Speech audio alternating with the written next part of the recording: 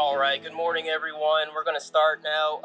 I know I gave you the run of show already in terms of order of speakers, but I'll just repeat it one more time. We've got Mayor John Cooper, followed by Director of Law Wally Dietz, followed by Director of Schools Dr. Adrian Battle, then Chair of the Metro Nashville Public Schools Board of Education Christian Buggs, followed by Senator Brenda Gilmore, and then followed by Metro Council Member Antoinette Lee. So I will now have Mayor John Cooper come on up. Thank you. Okay. Thank you all for being here. And I really appreciate everybody here today to show support for our Metro Nashville Public Schools. You're going to see in a moment, I'm emphasizing Metro Nashville Public Schools, MNPS, because that's how we know it. And I want to thank our great Director of Schools, Dr. Battle, for her leadership and being an important advocate for MNPS, and also Chair of the Nashville Board of Education, Christian Buggs, and our great State Senator, Brenda Gilmore, and Councilmember Antoinette Lee, who's the Chair of our Council's Education Committee. Thank you all for everything you do for our kids and our school system. You know, Nashville schools are our great engine of opportunity. It's also the physical foundation of our neighborhoods. And great public schools require consistent prioritization. So last year, we made a record investment of $81 million. This is this administration, this council, to make our teachers the best paid in Tennessee. And then this year, we're proposing a $92 million investment, so that would be the all-time record, that would also drastically increase starting pay for paraprofessionals, cafeteria workers, and bus drivers, and to fill the vacancies in our school system. But today, we have to come and note that the state action is threatening Nashville school funding on multiple fronts.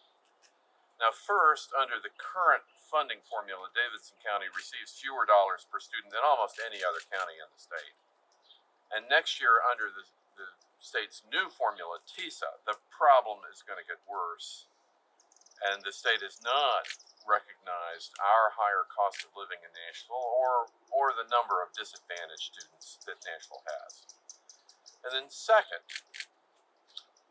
the state is planning on diverting additional state dollars away from our public school system and into the hands of private schools via a voucher program called the Education Savings Act, or ESA, and that new program applies to only 2 of Tennessee's 95 counties, unfairly isolating the cities of Nashville and Memphis, Davidson and Shelby County. Only 2 of Tennessee's 95 counties does a state program apply to. Now, our office, our legal department, has been challenging this voucher program in court with its partner in Shelby County since it narrowly passed the legislature in 2019. And it argues that the law is unconstitutional, as it just narrowly is applying to just 2 of 95 counties. And then last night, we filed a motion with the Tennessee State Supreme Court to reconsider their ruling that the state's voucher program can or should move forward. Because in the state's Supreme Court ruling, the court in their own ruling does not consider MNPS to be the school system for both Nashville and Davidson County, that MNPS is somehow not part of Metro government and not part of Metro government's direct financial responsibility. Now we just know that's not the case. The court's reasoning makes a distinction that should not apply to Nashville, since our schools are so clearly part of Metro. Now, we believe the decision is flawed for that reason and by the court's previous findings. And so Metro Nashville's Law Director, Wally Dietz, is here and will provide more details about our argument shortly. But it's important for us to know, for all of us to know, that the school voucher plan isn't just flawed from a legal perspective. And of course, we feel that you can't just apply a law to 2 counties out of 95 counties, and you can't say that our school system here in Metro is not part of Metro government, because we are a consolidated county. Our school system is part of Metro government. But it's also bad policy. Now, how do we know that? Now, several lawmakers who voted for the legislation, the Tennessee state voucher legislation, did so only after receiving promises that the program would never affect their counties. And if they really believed that this was good for our kids, wouldn't they be fighting to have ESA accounts apply to their county? But clearly not. And then we know that vouchers will not result in better education for our children, and there have been multiple studies of voucher programs in the past years in Indiana, Ohio, Louisiana, and in Washington, D.C. Each study showed that students who use vouchers to attend private schools see a negative impact on their academic outcomes. This is in states where this has been tried. Consistently, math scores go down. The best result that I've seen for reading is mixed outcomes. The research says negative effects on math achievement get less negative over time, but what kind of standard is that?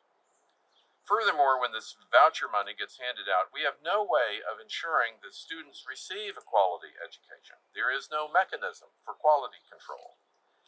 And there are those that will say that vouchers improve public schools by forcing them to compete. But while some studies have shown a positive impact on public schools for about a year or two, the Indiana study I mentioned earlier, which was published by the Journal of Policy Analysis and Management, shows that the competitive edge fades after 2 years, and while the negative impacts for vouchers with students remain. So the positive goes away and the negatives remain. But from an equity perspective, vouchers don't support our students with the most need. In Ohio, it became clear that students who actually used the voucher to attend private schools were not the most disadvantaged. In Louisiana, students whose families applied for vouchers were actually less likely to have a disability than non-applicants. Some voucher supporters promote this as a way to save on costs because kids are leaving the system. Well, if we're diverting students from public to private schools, then which public schools will we be forced to close? Which teachers and support staff will we have to lay off because of the migration from public to private schools? Inevitably, we're going to be faced with the terrible and impossible financial decisions that could lead to things like school closing because of the erosion of financial support from programs siphoning off our resources from vouchers. Now, this has been a difficult couple of years for public schools. Teachers fight every day to meet their students' needs. They're working to help students catch up after COVID learning loss and making up for staff shortages. But it is critical that we invest in our public schools right now and not remove resources. And I emphasize with parents who are trying to ensure their kids have access to the best, and I share that desire with you. But let's not remove resources from our school system. Let's add to resources from our school system, and we would like to have state resources in our school system because we have been systematically being underfunded by the state. Now, however, the answer is just not to send public taxpayer money to private schools. The answer is a renewed, robust commitment to making our schools outstanding, but making sure that kids do have resources, the resources they need to learn and do so in a safe environment. And by paying teachers and support staff more to continue to find innovative ways to invest and improve our public school system. So I'm proud to be here today in support of MMPS. It is part of Metro government. It is our financial responsibility. You cannot pretend that our school system is not part of our county, which was the ruling by the Supreme Court in this home rule case to validate the vouchers.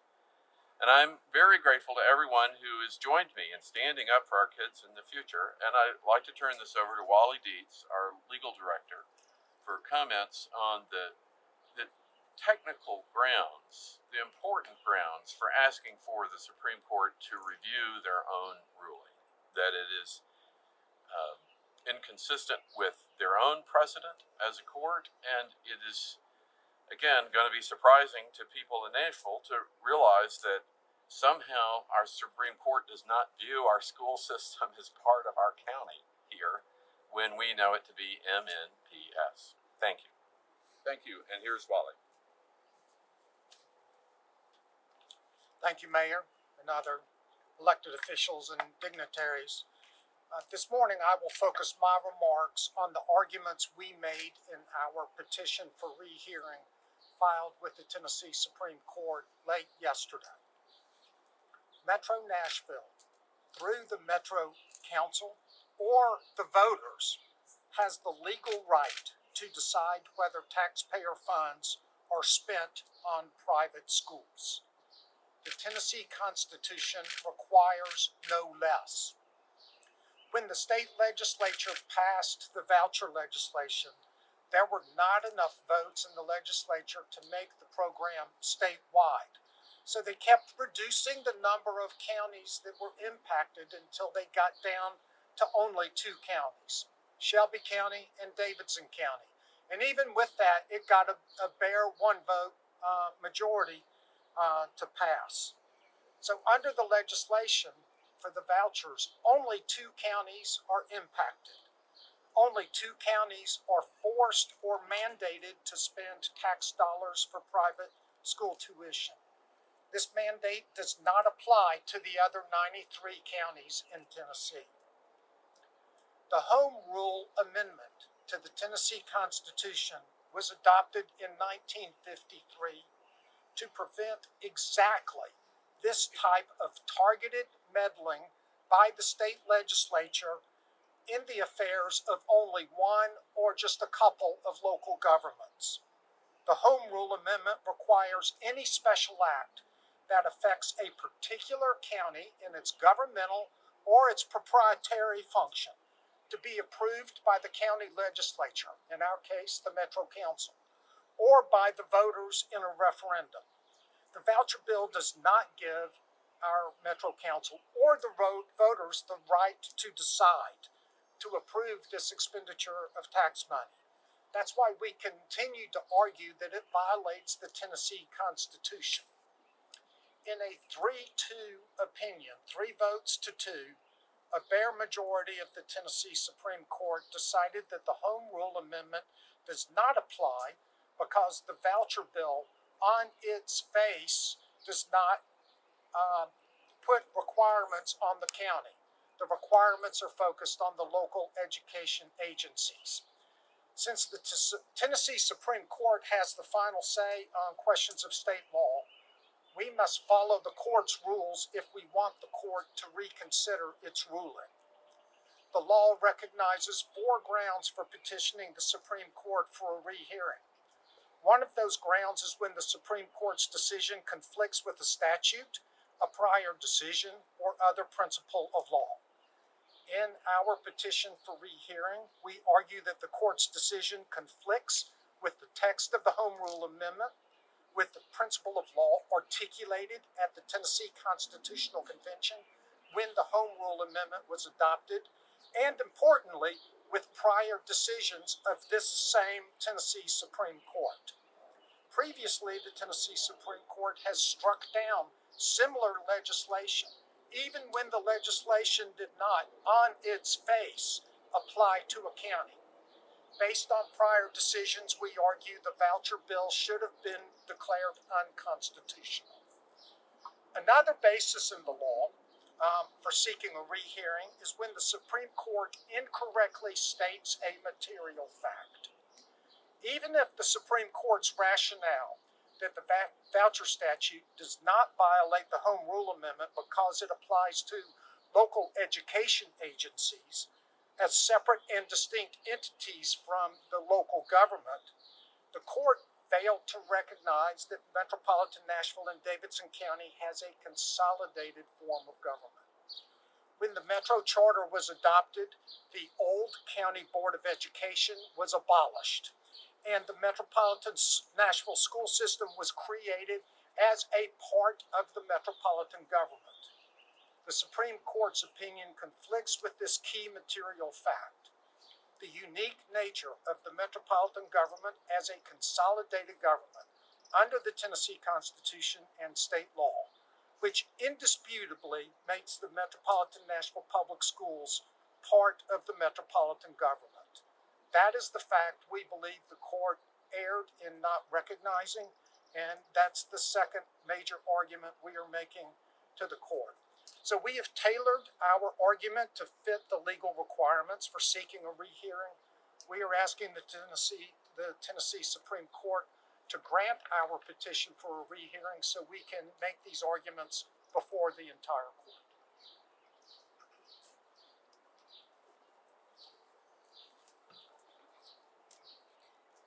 Good morning, and thank you to Mayor Cooper and our Metro Law Department for your continued efforts to see this misguided law overturned. Also, thank you to our board who were able to be out here in support of the success of Metro Nashville Public Schools today, and also to our elected officials who joined us. A couple of weeks ago, we were very disappointed to learn that the Tennessee Supreme Court overturned the well-reasoned decisions by the lower courts, which found that Tennessee's voucher law was unconstitutional for targeting 2 out of the 147 public school districts in our state. An opinion that says the home rule provisions of the Tennessee Constitution do not apply to LEAs sets a dangerous precedent that could invite targeted legislation focused on disrupting or damaging school districts. It is not only a dangerous precedent, but as the motion from Metro points out, the notion that we are entirely separate from local government just doesn't hold true with our daily experiences. Our HR, payroll, and procurement systems are tied to the Metro systems. Our support employees are part of the MPS pension system and benefits package. And we work closely with Metro government on our finances and other aspects of operations. But more than just systems, I think we have a close bond with Metro Council and the Mayor's office, who have taken on the responsibility of making sure our students are funded after several years or decades of the state defunding and neglecting their responsibility towards the success of Nashville's kids. But legal arguments aside, we have plenty of examples across the country that private school vouchers don't lead to better outcomes for students. We also know that many of the same lawmakers who voted in favor of vouchers don't think very highly of the idea themselves, because in order to get the law passed, they had to carve out all of the other districts in the state of Tennessee besides Memphis, Shelby County, and Metro Nashville. If it was a good idea, more legislators would have fought to have them in their counties, not ours. If it was a good idea, more legislators would want to see taxpayer dollars used to send their constituents, children, and not just ours, to private schools. We're standing outside of Warner Elementary School because it is an example of a school whose leadership has worked tremendously hard over the past several years to turn around their academic performance and to encourage more parents to give their school a chance. And once they do, they're almost always very pleased with their experience. However, their student population is likely to be targeted by the private school voucher industry with marketing and recruitment efforts that make unrealistic claims and promises to families. These efforts will result in reduced enrollment that will hurt the school and student improvement process by disrupting the continuity of learning and cutting into funding that goes to provide robust academic and extracurricular programming. Now, there is always room for improvement, and there are programs in place to help schools that need improvement so they can make the progress through proven turnaround strategies and targeted funding meant to support the students and staff at the school. But vouchers will undermine that process, and they will not do anything to improve outcomes at public schools or for students in Nashville. Thank you again to all those who are working to support the success of our public school system. And now I'd like to turn it over to our board chair, Ms. Christian Buggs.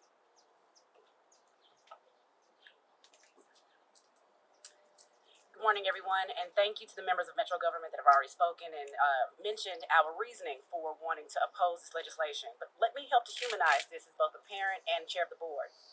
This continued attack on public schools and the communities they support is extremely disappointing.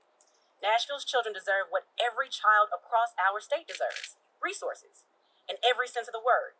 This decision to strip our babies of funding that will support their growth and development is an attack on their very livelihoods.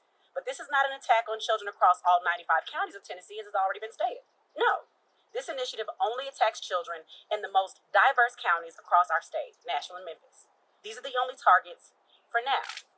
That's right, the portions of our state with the most languages spoken and highest numbers of families that have been historically marginalized are the only ones seeing funding taken away from their schools. Students like my son Christopher are being unjustly targeted and stripped of what they need to sit in a high quality seat. Funding. All because we do not live in a homogeneous county, and that should be infuriating to us all. So again, I have colleagues here like John Little, Abigail Tyler, Charlene Oliver, who all have children in our school system. But this is not just our problem. This is you all's problem also. This is for the children that live across the street from us, the children who go to summer camps, the children whose churches we attend. Those children will be attacked because they live in Nashville. But considering that we live in a state that claims to be pro-life, what about the lives of our students in Memphis and Nashville? Are they not worthy of investment in their lives?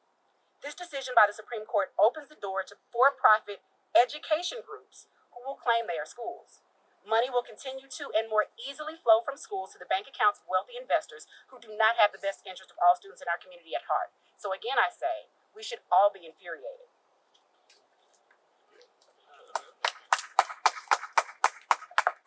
Good morning.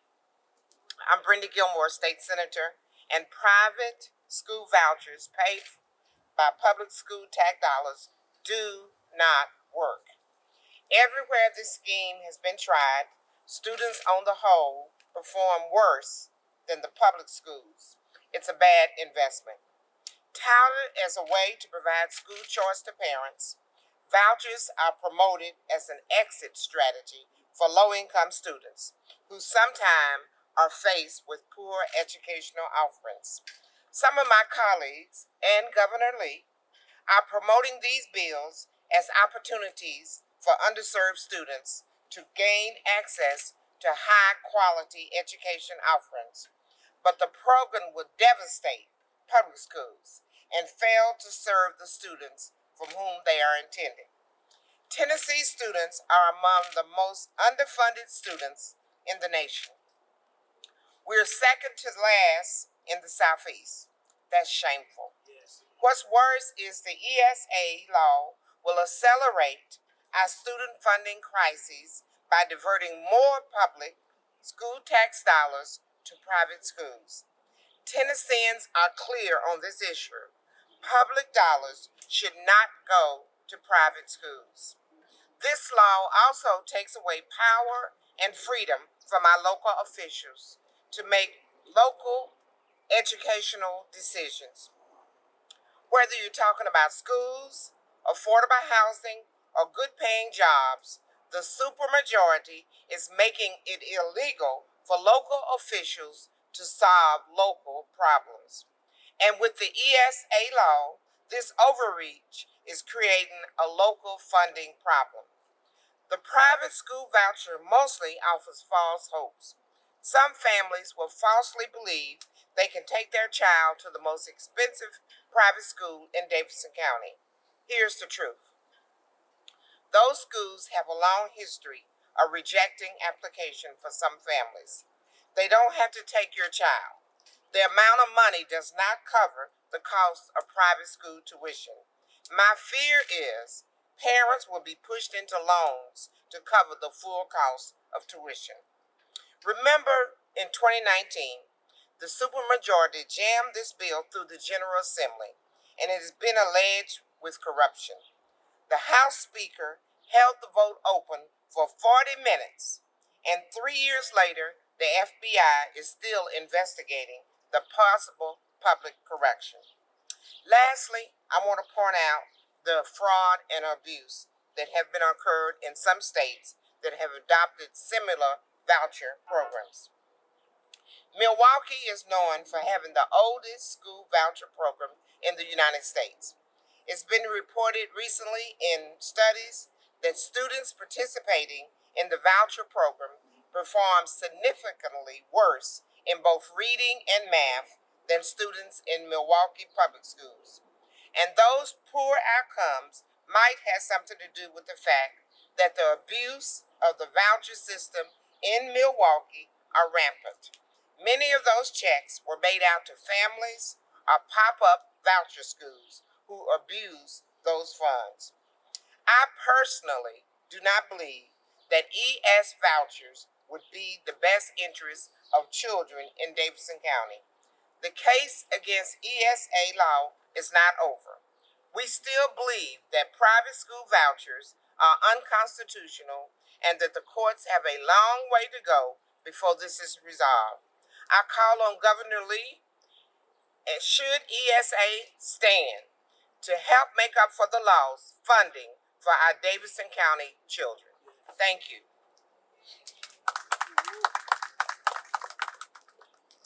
Hello, everyone. It's so good to see everyone here, community members, leaders. Ooh, it's hot today, but that's okay. It's very appropriate because we today are in hot water. We are in hot water because something was approved without even looking what the district wants, what the city wants. What is Davidson County affects Metro. What affects Metro affects Davidson County. I can't understand how somebody would not see that.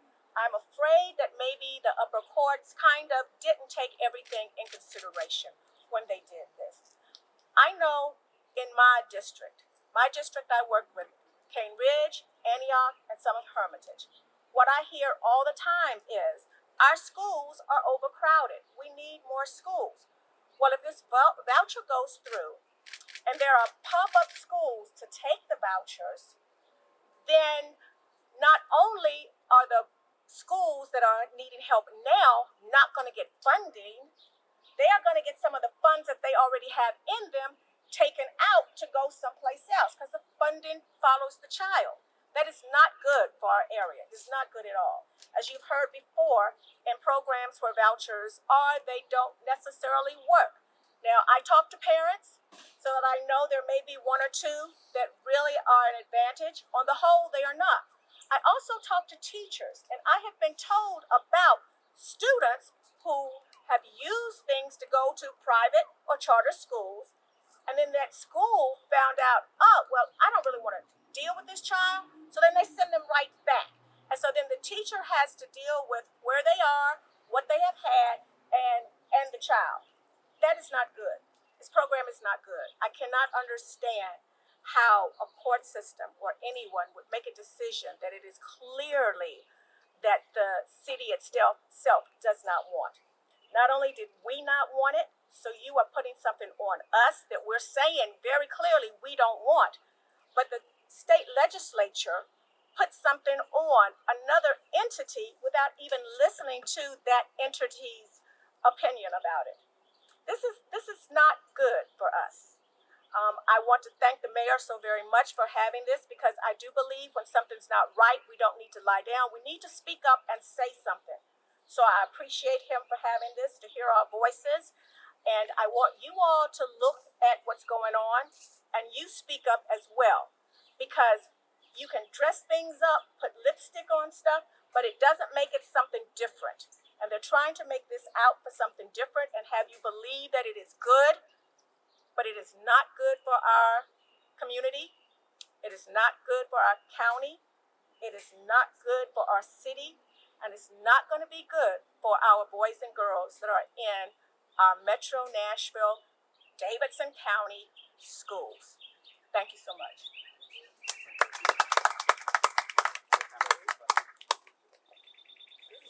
Maybe one or two questions. Got one. Sure. Director Dietz, how unusual is it for the Supreme Court to get a request for a review or petition for a review? Is that very unusual? It does happen. It's not always the case, because the petitioner asking for review has to fit one of the categories stated in the rules. But that's why we believe our petition has merit and should be granted, because we believe the court erred by ignoring its own prior case law and the history of the Home Rule Amendment. That's one. And we believe the court erred in its understanding of the relationship between Metro Nashville Public Schools and Metro, which is that it is one and the same. They are not separate entities, as the court ruled they were. That is just factually incorrect. So we believe we have very strong grounds for the court to grant our petition and let us argue those points before the entire court. A lot of your arguments have to do with Metro Nashville what about Shelby County, Memphis Shelby County? Can you characterize their support of this? Shelby, if we are correct in our argument that the court failed to abide by its prior precedents in connection with the Home Rule Amendment, if the court agrees with that argument, the law is void. It is declared unconstitutional, so it cannot be applied in Shelby County or in Davidson County. So that argument applies to both counties. We do have a particular factual argument that applies to Metro about the consolidated government and the fact that Metro Nashville Public Schools is exactly the same as the metropolitan government. I've got a couple questions. This would be for the mayor, Dr. Battle. If this happens, I know there's another lawsuit out there. Is there any concern about the voucher program potentially taking effect this upcoming school year, and what preparations do you guys have to make if that's the case? Well, let me ask Dr. Battle to address that. Yeah, we're concerned. I mean, finding the appropriate funding for our school system is an every year concern. And the uncertainty of vouchers, the uncertainty with the implementation would be a Class A concern in how you're going to provide stable funding for our public school system. It's a deep threat, and managing through that, we have a very high fixed cost system. And if you don't know what revenue you're ever going to get from the state until the last minute, that's going to be very hard to manage. And that's why there are not that many tools for controlling costs by schools. That's why we mention school closures, depending on how many people enroll in the voucher program. It adds a huge level of uncertainty to an already difficult job. So, but here, Dr. Battle will worried about this on a daily basis. Yes, I'll be happy to respond. We are highly concerned about the timing of implementation. The uncertainty, as the mayor just mentioned, is critical to our operations and our planning for the upcoming school year. Listen, it takes months to prepare for the opening of a school year, and so our concerns are for our students and their academic and SEL progression, as well as the impact it will have on the staff of Metro Nashville Public Schools. And so that timing, if it were to occur this upcoming school year, would be concerning to us for the stability and the continuity of our operations. Senator Gilmore, I have a question for you. So you said that it makes it hard, this voucher program, for local officials to solve local problems. What do you hope changes on both the state and local level for the future of education in Tennessee? Not only education, as I stated earlier, we've seen it consistently where our state legislature has reversed decisions made on the local level. And so this is a supermajority who says that decisions are best made on the ground level and closest to the people, but consistently they have reversed those decisions made by our Metro Council, who are elected by the citizens of Nashville, Davidson County. So my hope would be, going into the 113th General Assembly, that the supermajority would come to reason that this is not the way to govern. We have time for one more.